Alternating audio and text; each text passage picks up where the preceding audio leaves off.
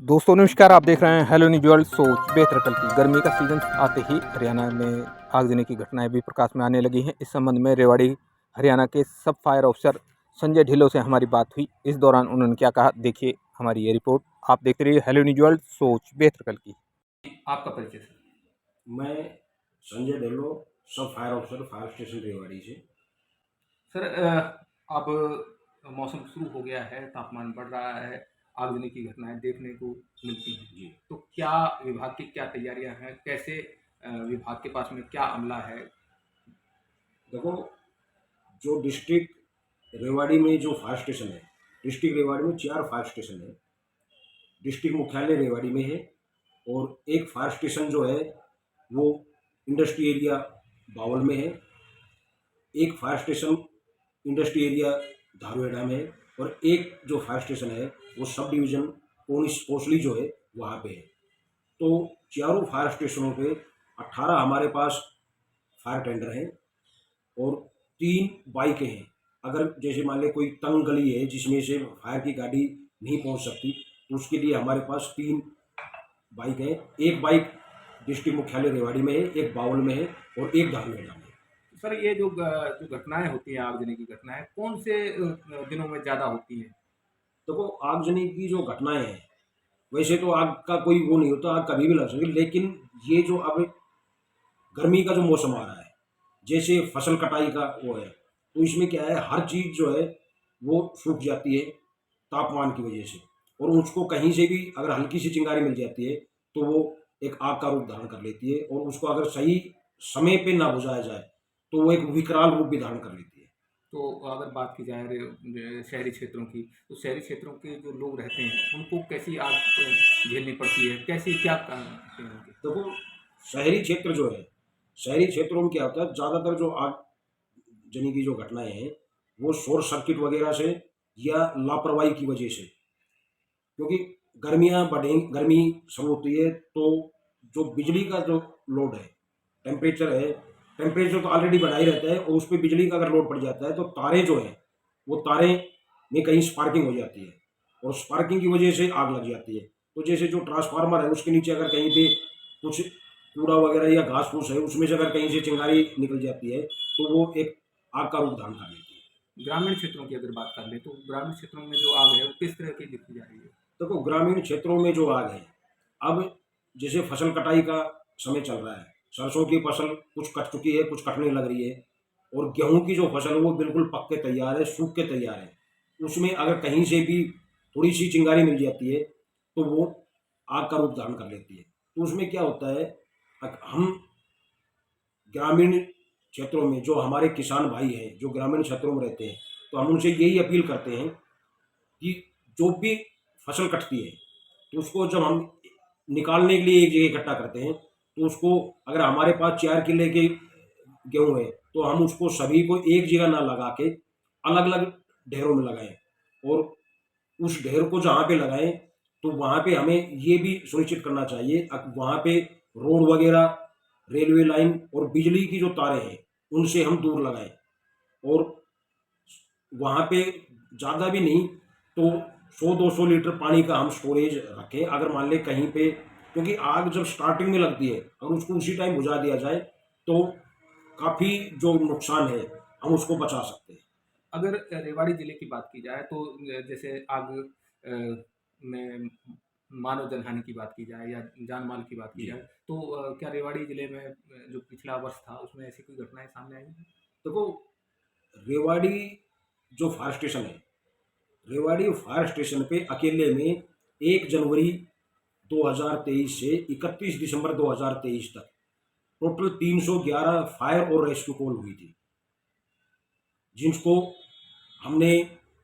यहाँ पे जैसे अपने जो हमारा जो रोजनामचा है हमने उसमें दर्ज किया है और उसमें रेस्क्यू कॉल भी हैं जिसमें मतलब जान का भी नुकसान हुआ है, क्योंकि अगर कहीं पे कोई तालाब वगैरह में, नहर वगैरह में जो आदमी डूब जाते हैं तो वो भी हमने वहाँ से निकाले हैं। तो आप जिला वासियों से क्या अपील करेंगे इन आगजनी की घटनाओं को रोकने के लिए वो क्या सावधानियां बरतें? देखो, हम सबसे पहले तो आगजनी की जो घटना है उसको रोकने के लिए, अगर शहरी क्षेत्र की बात की जाए तो शहरी क्षेत्र में क्या है, लोड जो है बिजली का जो लोड है, अगर हम एसी चलाते हैं, हमारा एसी 24 आवर चलता रहता है, तो वो गर्म हो जाता है और उसमें शॉर्ट सर्किट का जैसे खतरा रहता है। तो हम चाहते हैं उस एसी को बीच बीच में बंद किया जाए, अगर कहीं पे तार लूज है तो उसको टाइट करके उस पर टेप वगैरह लगाई जाए। और ग्रामीण क्षेत्रों में जो है, भाई हम जो ईंधन वगैरह इकट्ठा करते हैं, फसल तो अब हमारे 1 डेढ़ महीने में सारी कट के और निकल के वो आ जाएंगे, लेकिन ईंधन वगैरह वो हमारा पूरा साल चलता है। तो हम उनसे यही अपील करेंगे, जो ईंधन वगैरह भी लगाते हैं उसको भी सड़क से और बिजली के तारों वगैरह से दूर लगाए। और अगर मान ली इस तरह की उसमें बीच में कट भी दे, ये नहीं भाई वहाँ पे एक के साथ एक ईंधन का जैसे ढेर लगा देते हैं, तो अगर उसमें बीच में कट होगा तो एक ईंधनों में अगर एक ढेर में आग लगी हुई है तो हम दूसरे ढेर में ना पकड़ने दें और उसको हम बीच में बुझा सकते अ, हर साल अग्नि सुरक्षा सप्ताह मनाया जाता है, तो हैं। जी इस बार क्या देखो, रणनीति है? अग्नि सुरक्षा सप्ताह जो है वो 14 अप्रैल से 21 अप्रैल तक का जो है वो अग्नि सुरक्षा सप्ताह रहता है। तो उसमें हमारे पास हम एक शेड्यूल बनाते हैं। अ- उसमें एक दिन हम लेते हैं कॉलेज यूनिवर्सिटी वगैरह, हम उसमें जाते हैं, वहाँ के जो टीचिंग स्टाफ है और जो स्टूडेंट है, हम उसको फायर से संबंधित अगर आग लग जाती है तो हमें पहले तो हम आग ना लगे उसके लिए हम उसको सावधानियों के बारे में बताते हैं। वो सावधानियों के बारे में बताने के बाद फिर भी अगर आज कहीं पे कोई दुर्घटना हो जाती है तो उससे कैसे बचाव किया जाए, और हमारे जो नंबर हैं हम उसको उनको मतलब जो सारी सावधानियां हैं वो उनको सुझाव देते हैं कि भाई ये इस तरह की सावधानियां बरती जाए। एक दिन हम फिर यूनिवर्सिटी ले लेते हैं, यूनिवर्सिटी कॉलेज है, एक दिन स्कूल है, इंडस्ट्री है, हाई राइज सोसाइटी है, शॉपिंग मॉल वगैरह है, तो हमारे ये 7 दिन का पूरा शेड्यूल रहता है। तो अगर कहीं ऐसी घटना हो जाती है, आगजनी की घटना हो जाती है जिले में या किसी घर में, तो क्या कहाँ इसकी सूचना दी जाए? देखो, पहले क्या था, इमरजेंसी जो नंबर थे हर विभाग के जैसे अलग अलग नंबर थे, अब 112 है, जो 112 जो नंबर है वो इमरजेंसी नंबर है। उस पर आप कहीं भी कॉल करोगे तो डिस्ट्रिक्ट मुख्यालय जो पंचकुला है वहाँ जाती है वो कॉल, और वहाँ से जो नियरेस्ट फायर स्टेशन है उसमें विद लोकेशन वो हमारे पास एमडीटी जो है, जो हर गाड़ियों में एक टैब रहता है उस पर आ जाती है, और जो नियरेस्ट गाड़ी है वहाँ से हम, उसके अलावा हमारा जो डिस्ट्रिक्ट मुख्यालय का जो नंबर है वो 01274 225 111 है, और 101 जो नंबर है वो भी है, जो अगर मान लीजिए इस तरह की कोई घटना होती है तो आप इन नंबरों पे सूचना देके और सहायता ले सकते हैं। जैसे अक्सर देखा गया है रसोइयों में गैस सिलेंडर में आग लगने की जैसी घटनाएं होती हैं, या जो दूसरे शॉर्ट सर्किट की घटनाएं हैं, जी तो इन इन आगों को इनसे बचने के लिए या इनकी रोकथाम के लिए कैसे बुझाई जा सकती है ये आगे? देखो, जहाँ तक मैं बात करूँगा गैस सिलेंडर की, तो गैस सिलेंडर में जब आग लगती है तो उसमें कहीं ना कहीं जहाँ आग लगती है उसकी लापरवाही रहती है। सबसे पहले तो हम जब गैस का सिलेंडर लेके आते हैं तो उसका जो एक वाल रहता है हम उस वाल को अच्छी तरह चेक करेंगे, और जब भी हम हमारा कार्य रसोई का कार्य खत्म हो जाता है तो जो रेगुलेटर का जो मेन वाल है हम उस मेन वाल को बंद करें। कई दफ़ा हम क्या करते हैं, खाना बनाया, कुछ भी काम किया, हमने मेन वाल को बंद नहीं किया, जो हमारा स्टोव है हम उसी को बंद कर देते हैं। तो बीच में कहीं चूहे वगैरह से या जो नलकी है गैस पाइपलाइन की वो अगर कमज़ोर हो जाती है या चूहे वगैरह काट देते हैं तो वहाँ से गैस लीकेज शुरू हो जाती है। तो इसमें अगर गैस लीकेज ना हो इसके लिए हम उस मेन वाल को बंद करें। फिर भी अगर गैस लीकेज हो जाती है तो जो खिड़की दरवाजे हैं हम उनको खोल देंगे, और जो भी अग्नि का जैसे वो है भाई वहाँ पे कोई सिगरेट वगैरह बीड़ी वगैरह नाचासे माचिस का इस्तेमाल ना करें, और जो स्विच है उसको भी हम ऑन ऑफ ना करें, क्योंकि उससे भी जो एलपीजी गैस है उसमें अगर कहीं से थोड़ी चिंगारी मिल जाती है तो वो आग लग जाती है उसमें। तो अगर बात की जाए स्कूलों की, कॉलेजों की, तो जो यंग ब्लड हैं, जो युवा पीढ़ी है, जी जी। उनको क्या संदेश देंगे आप देखो, आग नहीं रोकने के लिए? जो युवा पीढ़ी है वो हमारे देश की जान है, उन्हीं के ऊपर मतलब देश का जो भविष्य है वो उन्हीं पे निर्भर करता है। उनको अगर थोड़ा सा सही सुझाव दिया जाए तो वो काफ़ी कुछ मददगार रहता है। तो उससे हम यही अपील करेंगे, कहीं भी अगर इस तरह की आगजनी की घटना होती है तो सबसे पहले तो जो मैंने नंबर बताए 112 पे 112 पे कॉल करें, और उस पे अगर कहीं पे भी जैसे आग लगी हुई है तो उसकी सूचना देने में घबराए नहीं, क्योंकि उसके खिलाफ कोई मुकदमा वगैरह दर्ज नहीं होता। और जो